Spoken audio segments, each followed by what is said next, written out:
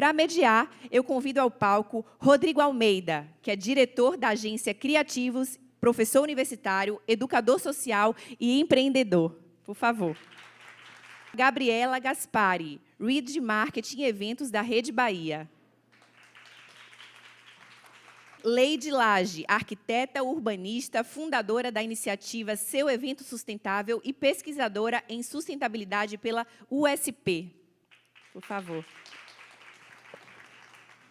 Aloá Souza, publicitária graduada em comunicação social, colabora com as conexões com marca para o Afropunk, com experiência profissional na área de marketing e hoje atua na ID Works.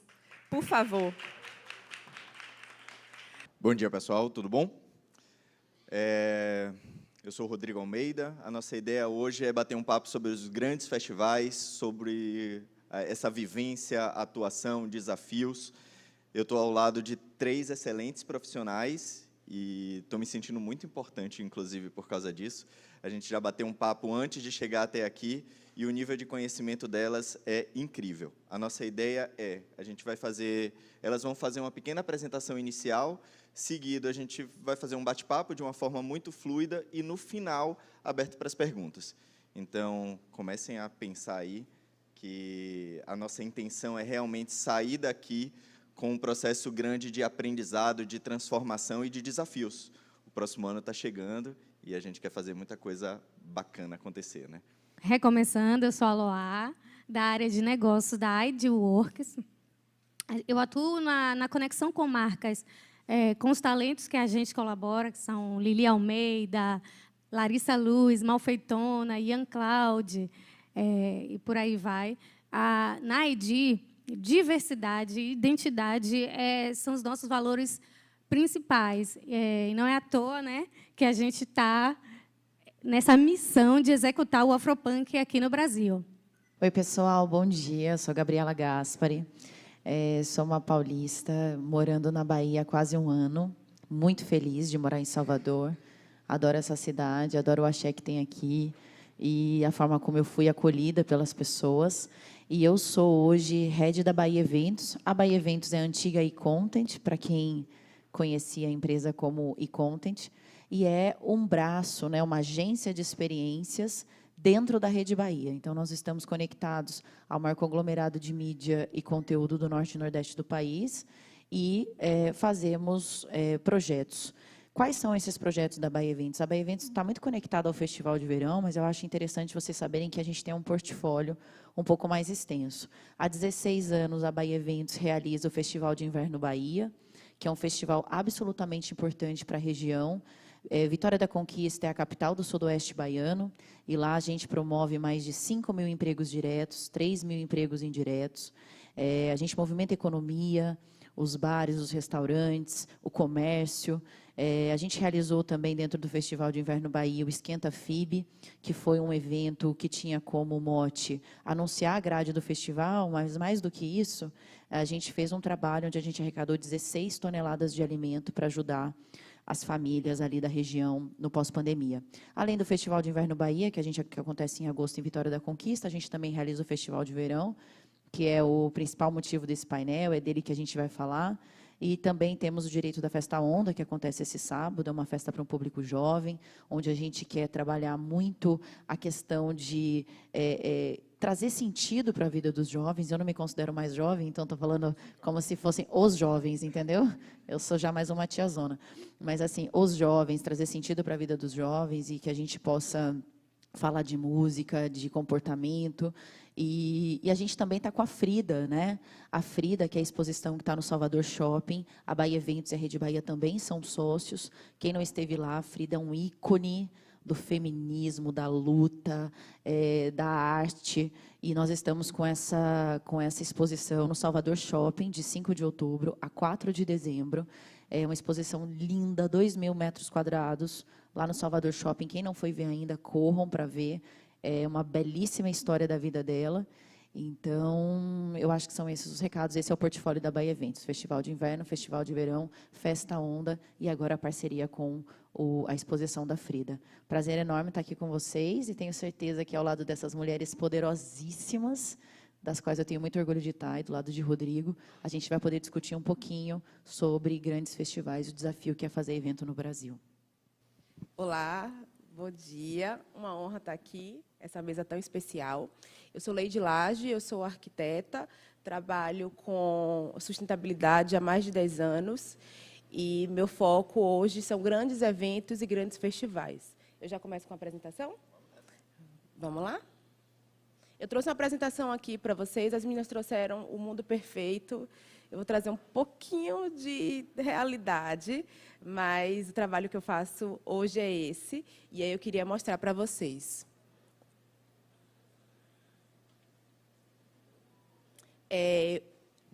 Eu sou fundadora da iniciativa Seu Evento Sustentável, que é ESG Sustentabilidade para grandes eventos e festivais. A gente faz a consultoria à sustentabilidade, a construção da sustentabilidade desses eventos e também a avaliação e a crítica dos eventos, de outros eventos e festivais. Pode passar? Eu que passo.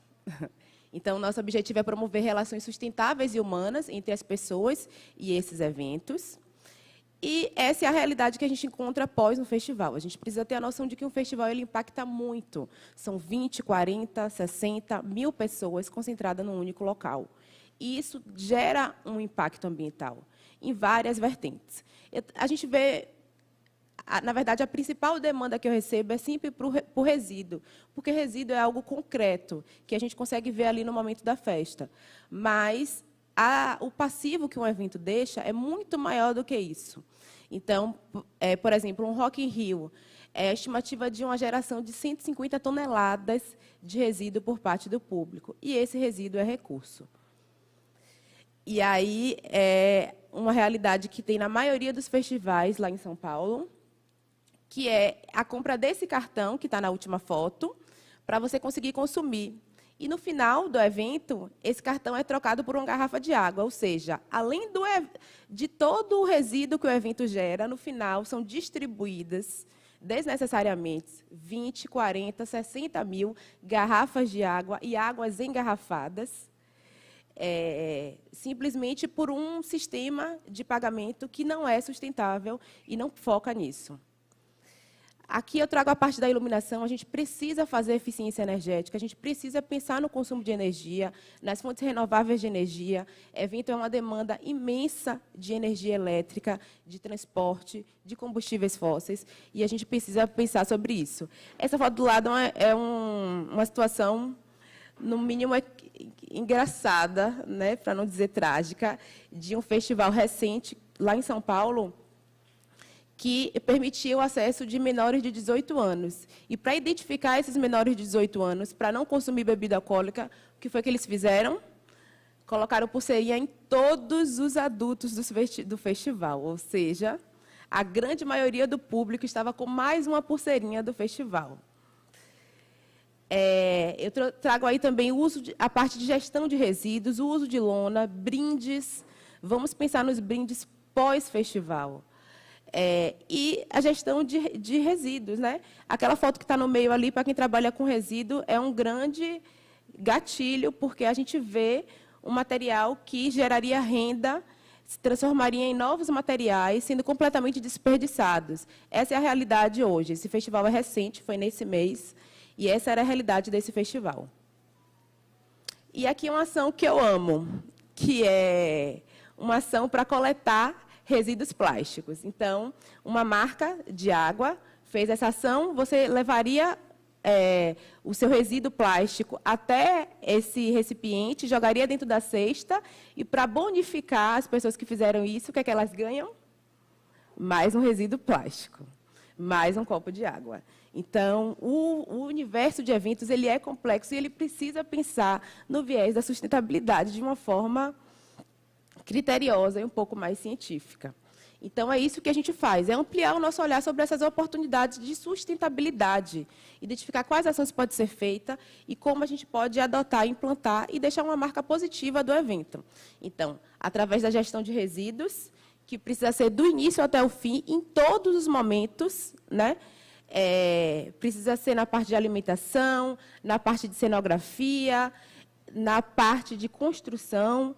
Então, e precisa saber de onde é que vai esse resíduo. A gente separou, a gente fez a coleta seletiva e depois. Como esse resíduo está gerando renda para quem? Essa compostagem está sendo feita por quem? Eficiência energética, que é a parte de energia. Engajamento social, que envolve todas as ações de equidade, seja acessibilidade, quem são as pessoas que estão trabalhando com a gente, qual a marca que a gente está deixando para a comunidade. Só um minutinho. Qual a marca que a gente está deixando na comunidade. Então, como é que a gente está tratando as pessoas, privilegiando pessoas pretas, o público LGBTQIA+. Então, como é que a gente dialoga com o nosso público-alvo e com a diversidade. A gestão hídrica do evento. Já existe uma NBR, que é a ISO 20121. Somente o Rock in Rio segue essa norma, que é de gestão sustentável de grandes festivais. A parte de vegetação, integração com a vegetação, com o espaço onde está sendo implantado e com a alimentação, também precisa ser muito estudada. A gente já tem hoje no Brasil um festival onde a praça de alimentação é completamente vegetariana ou vegana, e isso é uma redução de impacto muito grande. A parte de uso de materiais e arquitetura sustentável precisa ser analisada, principalmente para reduzir a eficiência energética, consumo de energia e a geração de resíduos. Todas as ações de sustentabilidade precisam vir acompanhadas de ações educativas. Infelizmente, sempre que a gente fala de sustentabilidade, a gente fala de pessoas para pessoas e precisa ser dialogado. Então, toda ação de sustentabilidade precisa ter uma ação educativa, e os nossos festivais não precisam estar engajados nesse processo, trazer a integração e a educação. E, por fim, o cálculo de emissões e a neutralização de CO2, né, reduzindo gases de efeito estufa e os impactos que a gente tem sobre as mudanças climáticas. Então, todo esse case traz inúmeros benefícios, tanto para o público, quanto para o festival, quanto para a sociedade e para o meio ambiente. Então, qual é o impacto que o seu evento, quando eu falo seu evento, é o evento que a gente organiza, o evento que a gente apoia, que a gente compra, que a gente participa, está deixando para a sociedade e para o meio ambiente. É isso.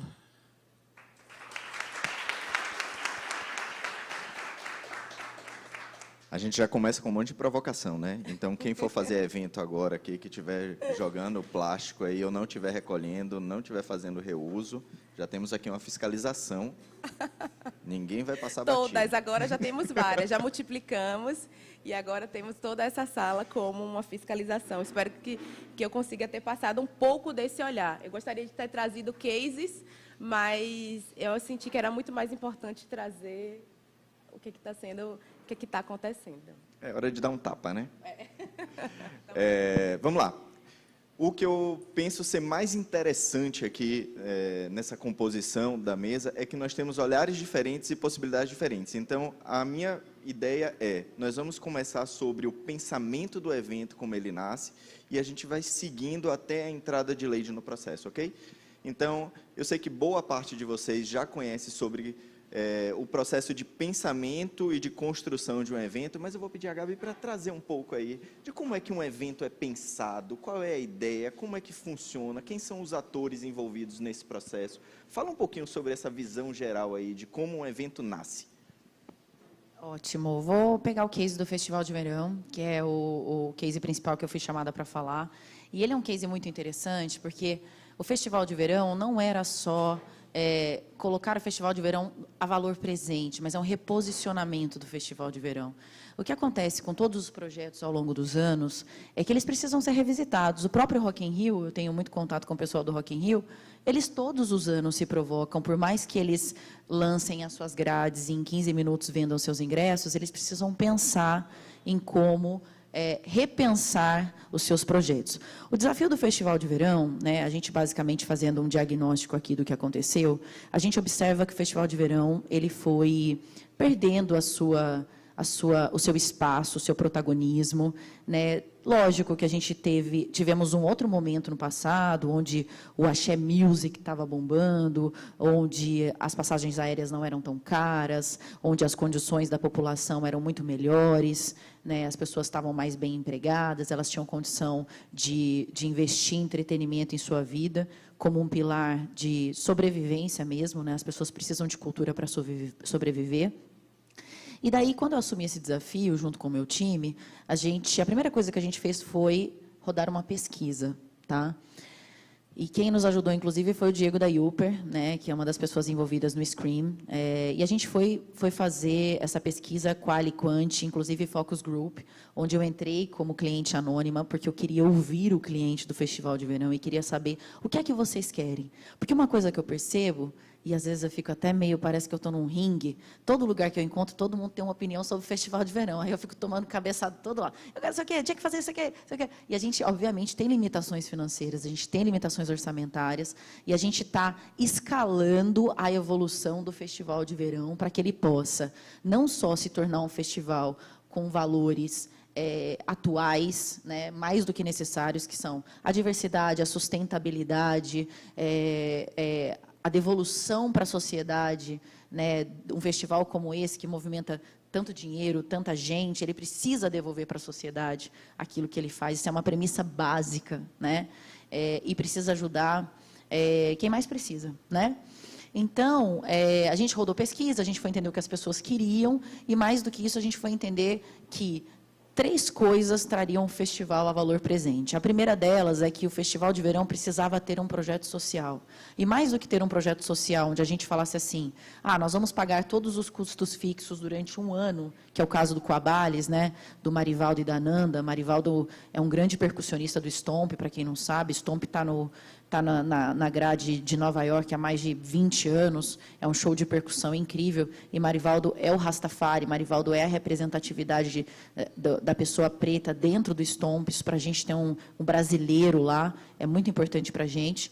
E aí nós fomos abraçar o Coabales, porque o Coabales ele é um projeto em Salvador, no Nordeste de Amaralina, que ajuda jovens, idosos. Eu fico super emocionada quando eu falo, porque a primeira vez que eu fui, né, antes da gente fechar a parceria, eu tive lá no Coabales, e eu pude ver que é como se fosse um momento de graça para aquelas pessoas, e não de graça a custo, de graça das pessoas poderem se conectar com algo que vai para além da dor de viver, de conseguir pagar conta, como a cultura traz para aquelas pessoas uma esperança de um mundo melhor, de uma vida melhor. Então, você entra numa sala do Coabales hoje, você tem crianças, adolescentes, avós fazendo aula de violão, fazendo aula de inglês, e tendo essa capacidade de, inseridos em suas comunidades, poderem se capacitar e ocupar seu tempo e conhecer um pouco mais da cultura, porque a cultura salva. Então, a primeira coisa que a gente fez no Festival de Verão foi, de trás para frente, a gente precisa ter um projeto social, tá? E um projeto social onde a gente seja ativo. Então, eu busco ir pelo menos uma vez por semana no Coabales. Eu busco entender o projeto, a gente está buscando entender quais são os personagens do Coabales, e mais do que isso, a gente quer que mais do que o Festival de Verão apoie o Coabales, que outras empresas apoiem o Coabales. Então, eu me tornei uma embaixadora, eu vivo falando por aí, eu encontro as marcas e falo, a gente tem que olhar o que é mainstream, a gente tem que olhar esses artistas, né? Mas esses artistas têm por trás gravadoras, mas a gente tem que olhar os blocos, a gente tem que olhar os movimentos que estão surgindo, que dizem respeito à ancestralidade, que nos tornam pleno e completos, porque eu costumo dizer que a gente só se torna pleno e completo quando a gente se conecta com a nossa ancestralidade, né? Então, para que a gente possa ir além e para além da música. Além disso, a gente fechou um projeto social também para o Festival de Verão.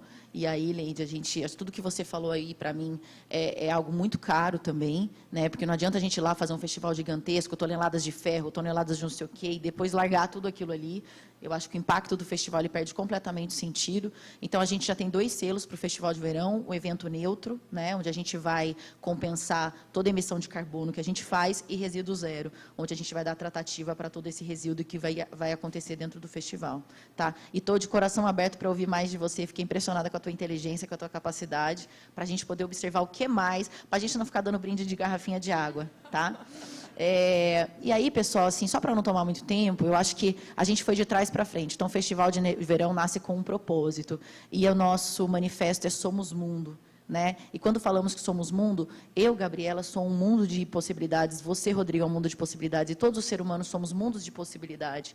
E aí a ideia é que os nossos mundos possam se conectar. A gente vive um momento de guerra, de Fla-Flu, de Bahia-Vitória, de extremos, e daí eu acho que a ideia do Festival de Verão é essa. E aí, depois disso tudo, nasce um line-up. nasce um line-up que traz Ivete Sangalo com o Ed Luna, traz um line-up que traz Luísa Sonza com Alcione, um line-up que junta o que é consolidado com o que está crescendo, o preto com o branco, trans. Então, assim, acho que aí entra o nosso papel de refletir no line-up do Festival de Verão aqueles que são os nossos valores. E os nossos valores, enquanto somos mundo, se somos mundo, temos que cuidar dele, né? Assim como cuidamos de nós. Então, eu acho que é daí que nasce um projeto. E aí, a partir daí... Então, primeiro a gente definiu qual era o nosso propósito, qual era o conceito do festival, e, a partir daí, tudo que acontecer depois faz parte do negócio, né? Mas eu acho que o mais importante é que os festivais hoje, antecipando um pouco da minha fala e passando para as meninas, é que os festivais eles não podem ser extrativistas. Eles não podem ser extrativistas do ponto de vista na relação com o músico, não pode ser extrativista da comunidade em que está inserida, não pode ser extrativista do ponto de vista dos fornecedores. A gente quer pagar bem os nossos fornecedores, a gente quer pagar bem os nossos músicos, a gente quer dar a possibilidade de que a comunidade possa estar inserida. Enfim, Léa usa muito essa frase também, e eu escutei isso de um CEO há muito tempo. Eu acredito numa coisa, assim, só é bom para um quando é bom para todos. Não dá para ser feliz sozinho, né? Então, acho que essa é a minha grande introdução. Assim nasce o Festival de Verão. Não dá para a gente fazer tudo num ano só, mas estamos trabalhando para fazer com que o soteropolitano volte a se orgulhar de que teremos um dos mais importantes e mais impactantes festivais de música e experiências e diversidade do Brasil. Essa é a mira que a gente está fazendo para o Festival de Verão.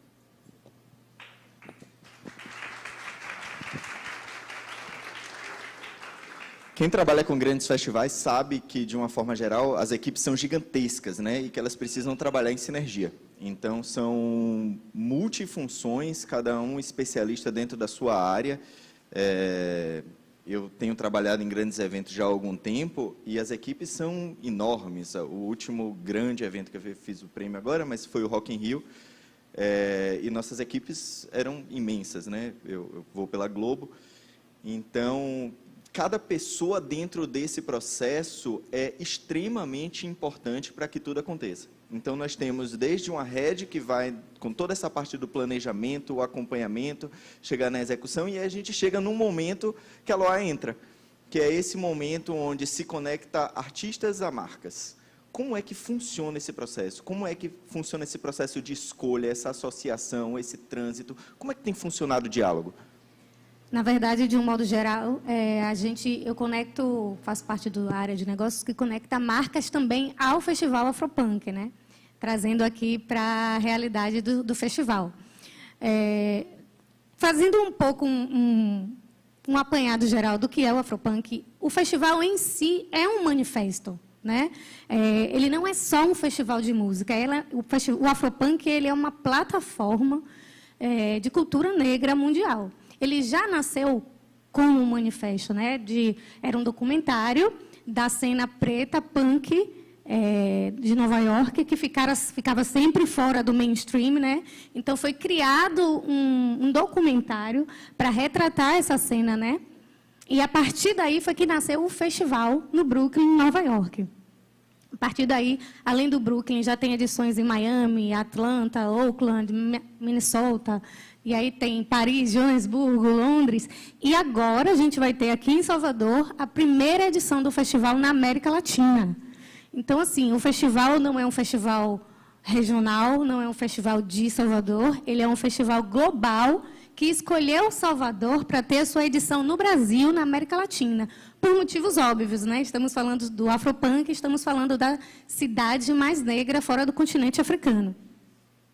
Dentro desse contexto de que o festival já é um conceito em si, né? A música, dentro do Festival Afropunk, ela é um fio condutor, né? O line-up, óbvio, que é o mais esperado, sempre o mais cobrado, mas a gente fala muito, quando a gente vai conversar com as marcas, que o protagonismo do festival está no público, porque a gente tem diversos festivais de música acontecendo no Brasil, principalmente agora, né, depois da pandemia.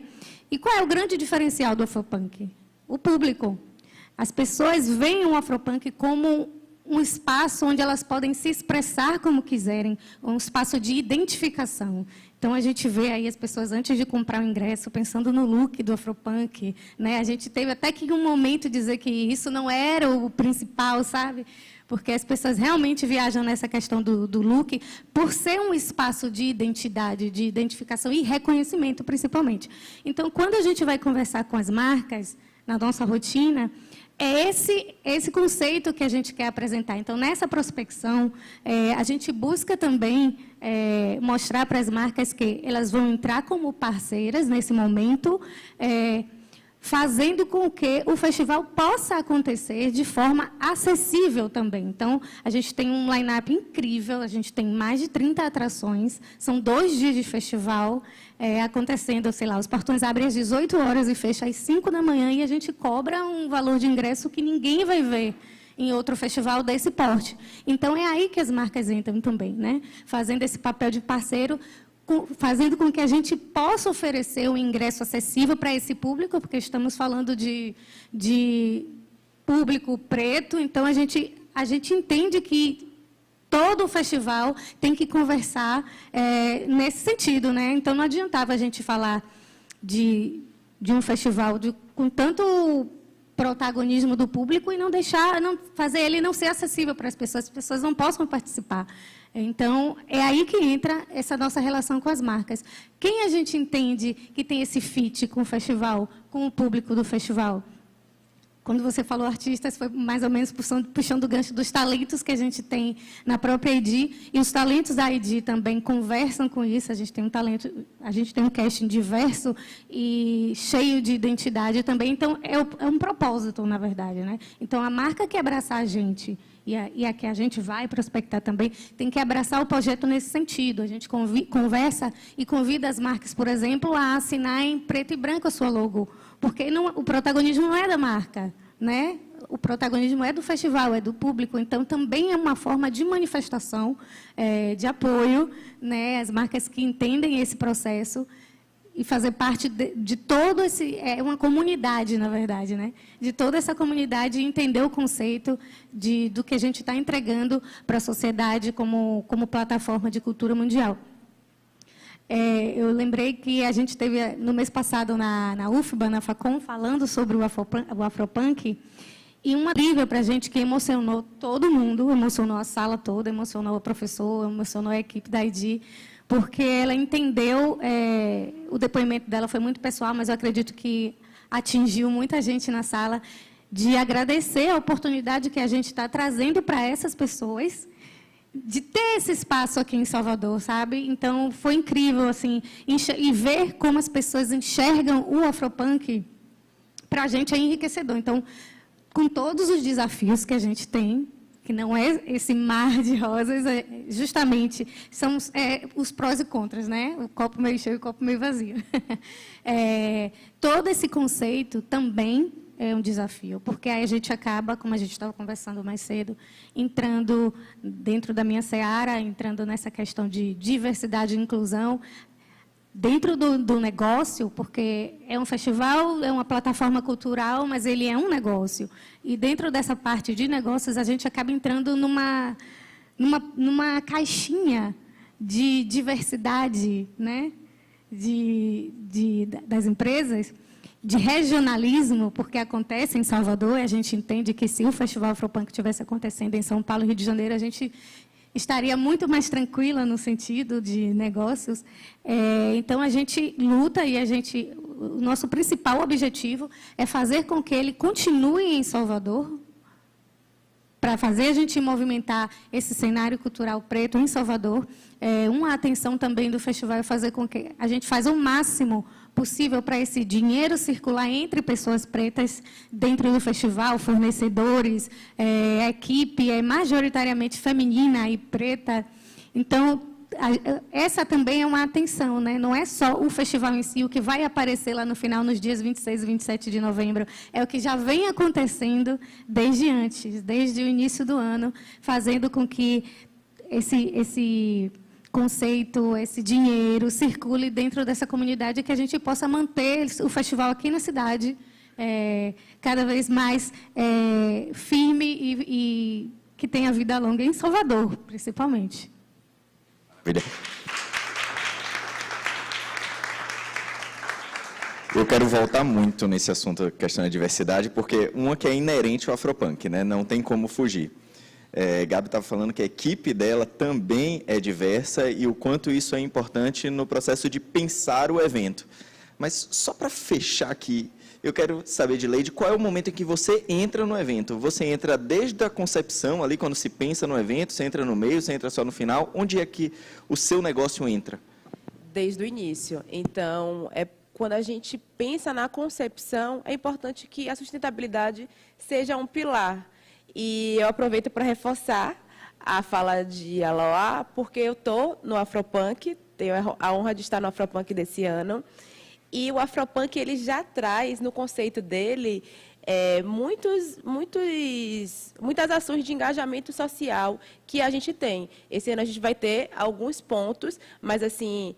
É muito importante na concepção do evento a gente já está pensando na sustentabilidade como pilar, porque isso vai nortear todas as escolhas futuras, de cenografia, de equipe, principalmente engajar as lideranças, e para que essas escolhas sejam feitas sempre priorizando a sustentabilidade e todas essas frentes que a sustentabilidade abraça, né?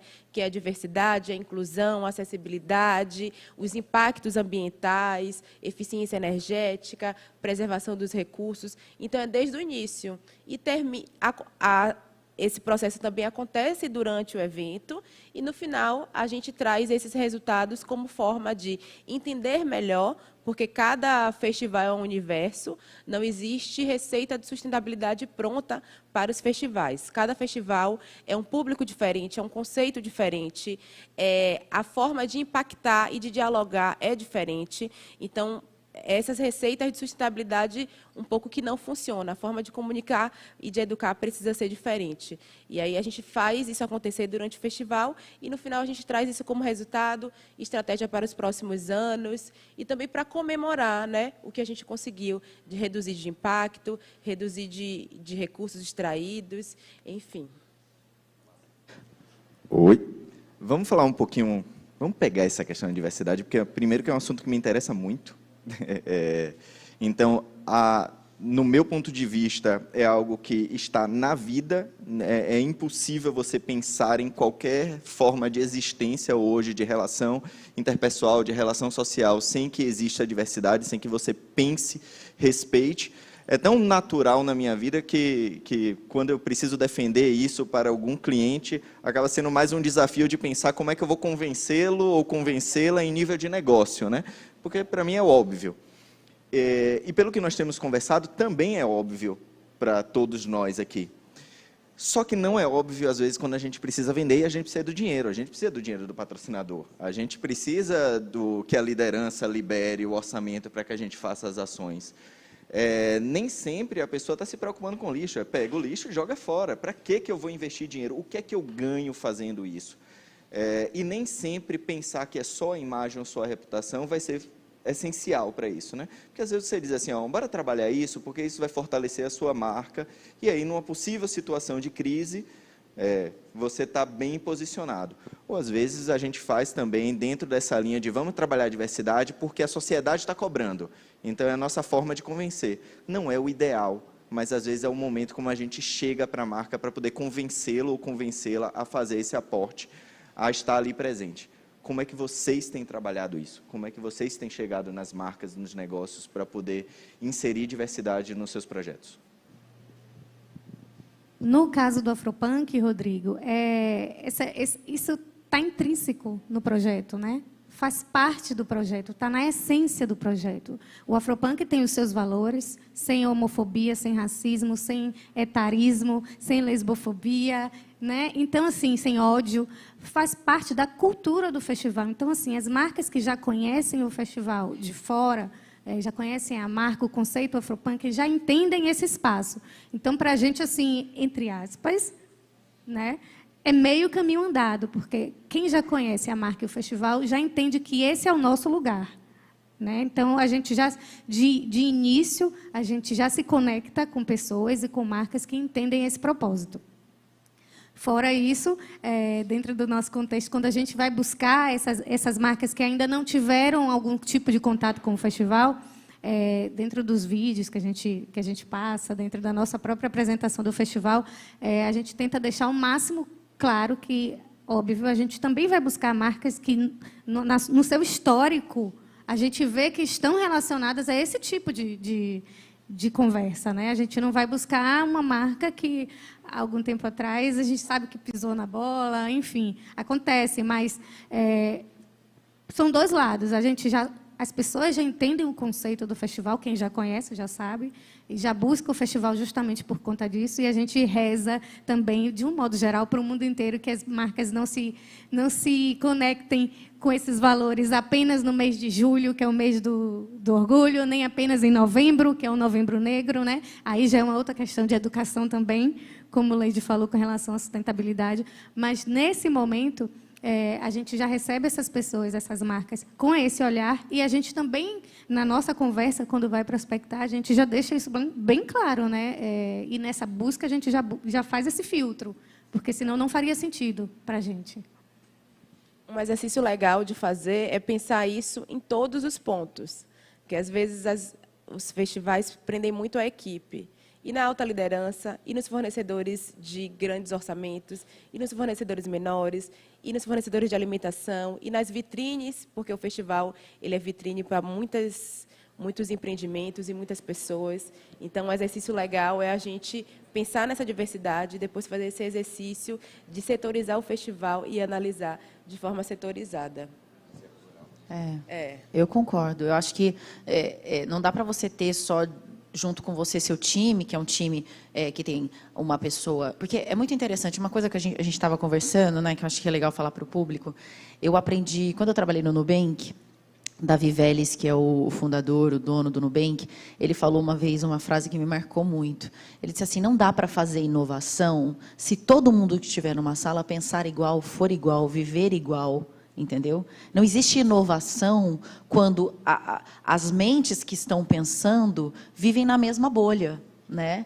Então, e aí você vê coisas do tipo que constrangem as pessoas, do tipo, quando você tem uma pessoa gorda no time, essa pessoa claramente vai dividir com você e falar, cara, essa catraca eu não caibo, isso aqui não funciona para mim. Quando você tem uma pessoa negra, ela sabe exatamente quais são os pontos em que ela precisa ser atendida. Você tem uma pessoa alta, você tem uma pessoa um LGBTQIA+, você começa a entender esse reflexo como se fosse um espelho, né, do que os brasileiros, do que as pessoas que vão viver o teu festival têm de necessidade. Então, eu acho que esse é um primeiro ponto. Mas eu concordo plenamente com você de que não adianta nada a gente trabalhar com uma equipe incrível, diversa, e o nosso fornecedor é um cara que está fazendo um trabalho análogo à escravidão, é um cara que ele é um machista e ele está destratando todo mundo na hora da montagem. Então, assim, eu acho que a gente precisa dar um trabalho gigantesco, porque é uma gestão, imagina, como um festival de verão, como um Afropunk, a gente sabe o número de fornecedores que a gente tem que gerir, mas eu acho que a gente precisa dar um passo em direção a essa autorresponsabilidade de garantir que todos os stakeholders que estão envolvidos no projeto precisam... Só isso? Afe Maria. Precisam estar comprometidos com isso. E aí eu acho que eu tenho me surpreendido, só rapidinho, eu tenho me surpreendido muito com as marcas, eu não sei se você também sente isso. Eu tive num roadshow com o Marcelo, que é nosso head de captação do Festival de Verão, e a gente foi nas marcas, e as primeiras a perguntarem para a gente assim, mas tem projeto social? Mas vocês estão se preocupando com o meio ambiente? São as marcas. Então, isso me traz uma esperança de um mundo melhor, né? Porque durante muito tempo não tinha isso. E aí, quando as marcas nos questionam, mas o que é que vocês estão fazendo para isso? Como é que vocês estão fazendo a destinação do lixo? Como é que vocês estão fazendo aquilo? Deixa eu ver esse line-up. Tem mulher, tem homem, tem preto, tem branco, tem... Sabe? Eles querem entender, está falando sobre a cultura afro, está falando sobre... Então, eu fico muito feliz quando as marcas nos cobram, dizendo, não sei se você também é impactada por isso, muitas vezes, algumas marcas, algumas, são poucas, não são muitas, mas elas são assim... eu gostaria, claro que não vamos ser hipócritas, que muitas delas estão preocupadas com relação com investidores, né? Porque na hora que ela for lá fazer um negócio, ela tem que dizer que tem no quadro dela X pessoas pretas, X pessoas brancas, X mulheres. A gente sabe que muitas vezes é a forceps. A ideia é que não seja. Mas se a gente começar a forceps e já der um primeiro, eu acho que já é um caminho, entendeu? Porque é melhor a forceps do que não ter, né? Então, eu acho que a gente tem sido bastante surpreendido. E a gente, Festival de Verão, só fecha com marcas que têm valores conectados ao nosso. Eu não vou botar uma marca homofóbica dentro do Festival de Verão, se o Festival de Verão, o principal valor dele é a diversidade, a aceitação, é ser quem você é. Aí eu coloco uma marca que é homofóbica, quer dizer, vira negócio, acabou todo o trabalho de conceito, de propósito, enfim. Tá? Eu acho que é isso. Perfeito. Eu acredito que aqui, entre nós, existem muitas pessoas estratégicas no processo decisório da organização de eventos, né? Que isso seja uma premissa do nosso trabalho, que cada um, dentro do seu lugar, possa, de alguma forma, fazer uma transformação, porque isso é uma transformação social, isso é nosso, isso é para as próximas gerações, isso é emergente, assim, é algo que a gente não pode fugir. Então, quem não se aprofundou, de alguma forma, ouve um pouquinho mais. Às vezes o processo de escuta já faz toda a diferença. A gente já chamaram a atenção aqui que tem 5 minutos. 5 minutos são 3 perguntas. Então, está aberto para pergunta. Monique levantou a mão ali.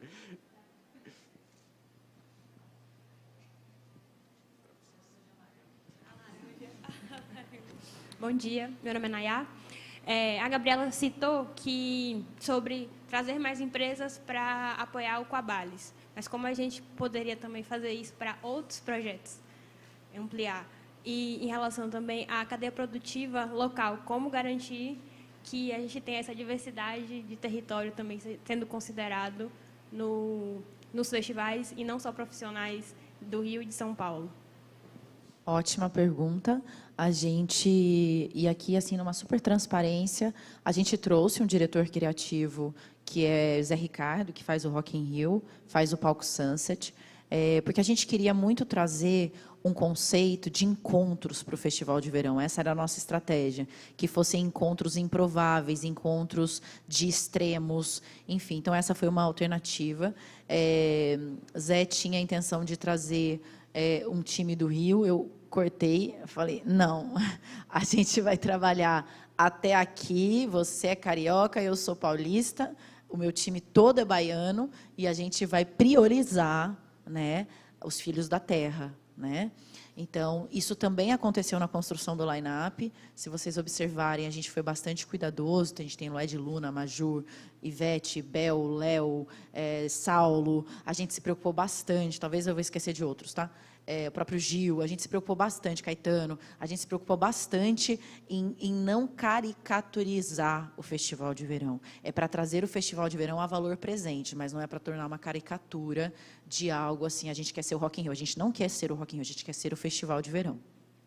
Então, eu dei bastante liberdade para Zé criar, né? Ele é um carioca, um homem negro, um diretor artístico, tem um lugar de fala importante, tem feito um trabalho incrível, mas nós vamos, sim, o Festival de Verão vai, né? O nosso organograma está praticamente pronto, 80% do público que vai trabalhar com a gente, do nosso time, são filhos da terra. Tá? Porque eu tenho total consciência, a gente não pode ser hipócrita nessa vida. Eu sou uma paulista, trouxe um diretor artístico carioca e, portanto, os filhos da terra precisam, porque vocês conhecem muito melhor o Festival de Verão, muito melhor a terra de vocês do que a gente. Somos estrangeiros aqui, muito bem recebidos, mas existe essa preocupação. E eu agradeço muito a sua pergunta, é uma oportunidade grande, porque eu sei que existe, às vezes fica um buzuzuzinho assim, pô, mas será que vai vir só gente de fora fazer o Festival de Verão? Não, não vai.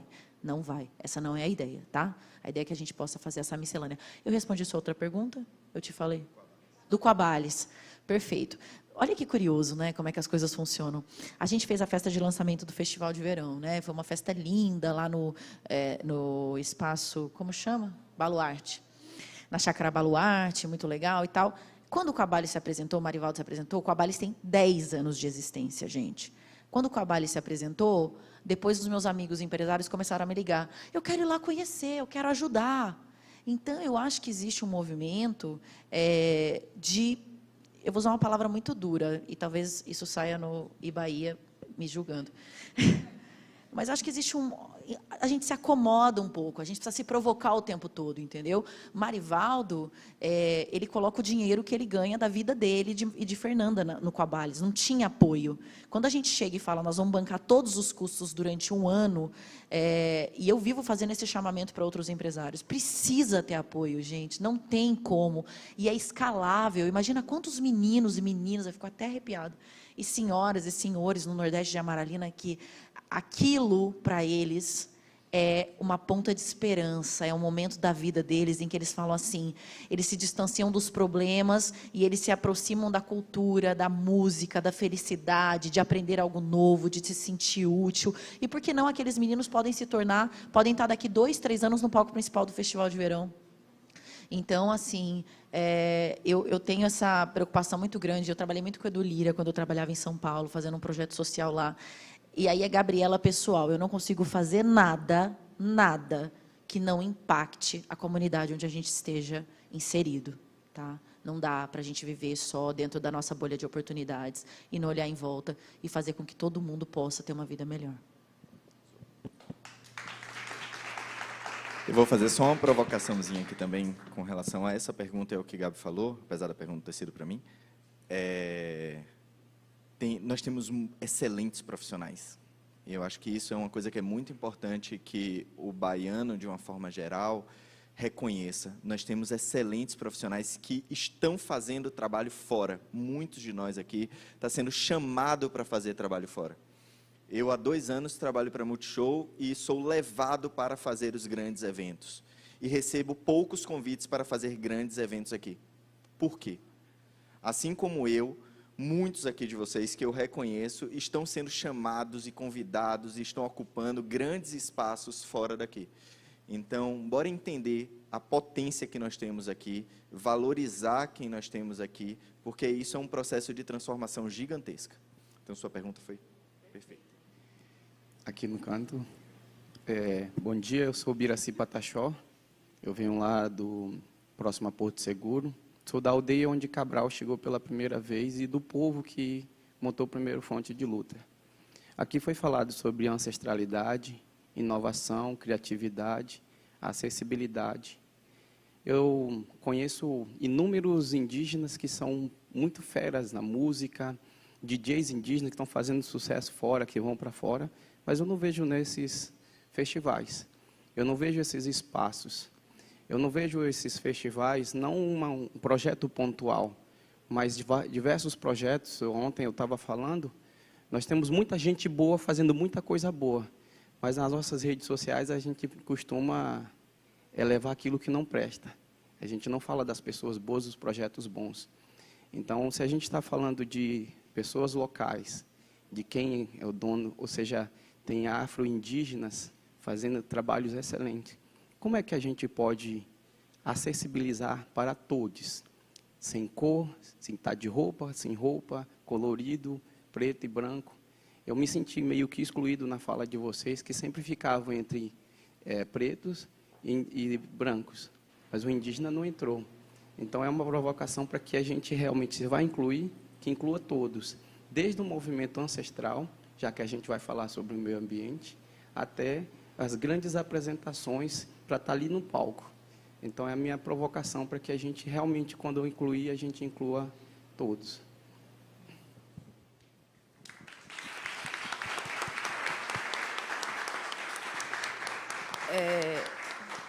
É muito pertinente sua fala, porque eu já propus para alguns eventos e eu percebo que ainda há essa segregação equivocada e um pouco que temática, né? Então, mas o tema, mas, gente, pessoas, são pessoas, não é um lugar plural. Então, de fato, é uma fala muito importante e necessária, assim, da gente tirar desse lugar de deslocamento, né? Então, como a gente trouxe aqui outras pautas, a fala de Ubiraci foi muito precisa e muito necessária. Obrigada. A gente tem, quero fazer essa observação, a gente tem no Afropunk, o Afropunk, para quem não sabe, são 2 palcos, a gente não chama de palco principal nem segundo palco. Os 2 palcos são palco gira que é onde vão se apresentar nomes que já estão consolidados, né, na música. E a gente tem o palco AGO, que é o palco...